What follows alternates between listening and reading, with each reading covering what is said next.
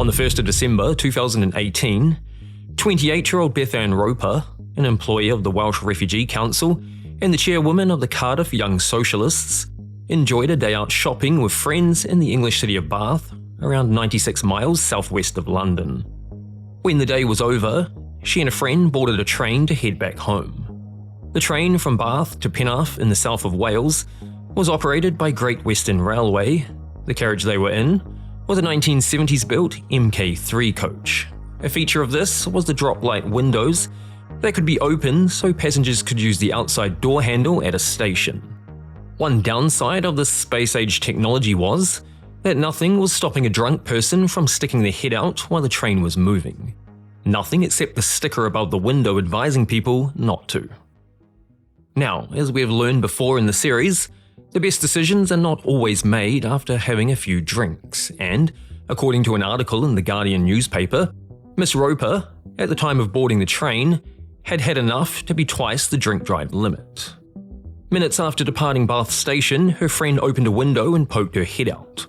Thankfully, after fulfilling her apparent need for fresh air, she pulled her head back in and no harm was done. Tragically though, Miss Roper decided she'd do the same thing. Having ignored the warning sign, Beth Roper, with her head out the window, was on a collision course with destiny. That destiny, though, was trackside vegetation. Travelling at a reported 75 miles, or 120 kilometers per hour, she was struck in the head by the branch of an ash tree that had fallen toward the tracks.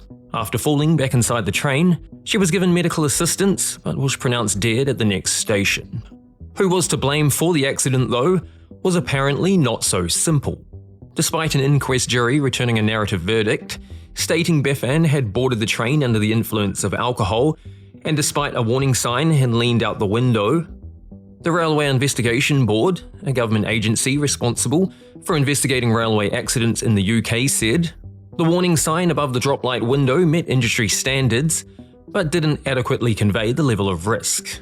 Investigators said, "Caution, do not lean out of window when train is moving," was not a sufficient deterrent. They went on to say, the use of the word caution suggested that leaning out the window could be done safely if care was taken, and that the background should have been red, not yellow. Let me know what you think about that. I know from past videos there's been strong opinions on whether or not a sign is to blame for the death of a rule breaker. Most of us are likely guilty of having made some questionable choices as to where we sleep, having had a few too many drinks after a night on the town. But most of us will walk away with little more than a hangover and an unwanted itch. However, my fellow New Zealander, 35-year-old math teacher Scott Williams, lost his life after what could only be described as a very, very poor choice of place to sleep.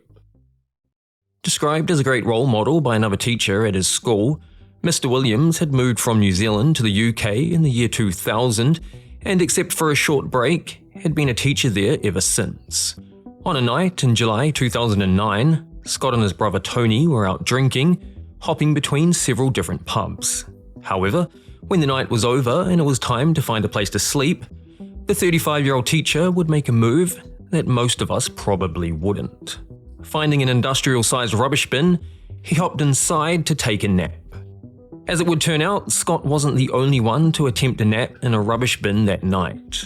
In a separate incident, two homeless men had a close call when workers heard them shout as they were scooped up into the truck, and thankfully no harm came of them. Sadly for Scott though, he had no such luck. Sussex police investigating the case indicated it appeared Mr. Williams climbed into a wheelie bin, fell asleep, and was scooped up by the rubbish truck, where he was crushed to death by the compactor. In the aftermath of the 35-year-old math teacher's death, his brother Tony went on the offensive. Something needs to be done about these types of bins. I would like councils to introduce new safety measures to stop people being killed. A spokesman for the Brighton City Council would later say, "It's difficult to protect people from every potential accident, particularly when alcohol is involved." On a more positive tone though, a former colleague of Scott's, Jacqueline Glazerman, said of him, "He was a fantastic teacher and an inspiration to children." Ordinarily, a man with a teenage daughter would not be eligible to feature in a video focused on the Darwin Award, so this one is purely honorary. The Grand Canyon, located in northern Arizona, spans 277 miles in length, up to 18 miles in width, and over a mile deep. Carved by the Colorado River, it attracts around 5 million visitors annually. Unfortunately though, not everyone who goes there will make it out alive. Each year, around 10 to 15 visitors die there on average. While most are tragic accidents, just occasionally some are more Darwinian in nature. On the 28th of November 1992, 38-year-old attorney Greg Gingrich of Dallas was vacationing with family and friends when they visited the Grand Canyon near the rock wall along the Rim Trail near Altova Hotel. By all accounts, Greg was a smart cookie. Raised in Tulsa, Oklahoma, he graduated from Nathan Hale High School in 1972, obtained a bachelor's degree from the University of Oklahoma, and received a law degree and a master's of business administration. However, as I've demonstrated in a few of the stories on this channel, being book smart isn't always everything. While sightseeing along the south rim of the Grand Canyon with his daughters Margaret and Claire Gingrich, the 38-year-old lawyer decided he'd play a prank. For his prank, he'd climb up and over the cobblestone wall separating the footpath from the canyon's edge, pretend to lose his balance and jump onto a narrow ledge just below. Upon execution, however, his daughters, who had seen his pranks before, paid no attention and carried on walking. A short time after reaching the car park and linking up with their group, it became apparent their dad had not caught up and was nowhere to be seen. As time passed, they grew more concerned and notified park rangers, and a search and rescue effort was launched. It would not be until after dark that, according to the Coconino County Sheriff's Office, the body of Greg Gingrich was found deep in the canyon. As it would turn out, whilst performing his prank, he had missed his landing and fell 400 feet to his death. Rising 630 feet above the Tagus River, the Castilla-La Mancha Bridge is a towering feat of Spanish engineering. Spanning 2,400 feet in length, it has 4 lanes of traffic held by 152 cables anchored to a single towering pylon. Opened in 2011, it was once Spain's tallest cable-stayed bridge. Despite the €74 million price tag and grand ambitions, it earned the nickname Bridge to Nowhere, carrying little traffic and falling far short of expectations, and it was instead often used by young people as a place to drink and perform illegal drag racing. Although strictly forbidden to do so, the bridge has become a magnet for illegal climbing. Insert Instagram influencers. 26-year-old UK daredevil and Instagram influencer Lewis Stevenson was known for travelling the world to climb skyscrapers and other tall structures without the use of safety equipment. Tragically for him though, and all who loved him, a bout of illness at exactly the wrong time would bring his thrill-seeking life to an early end.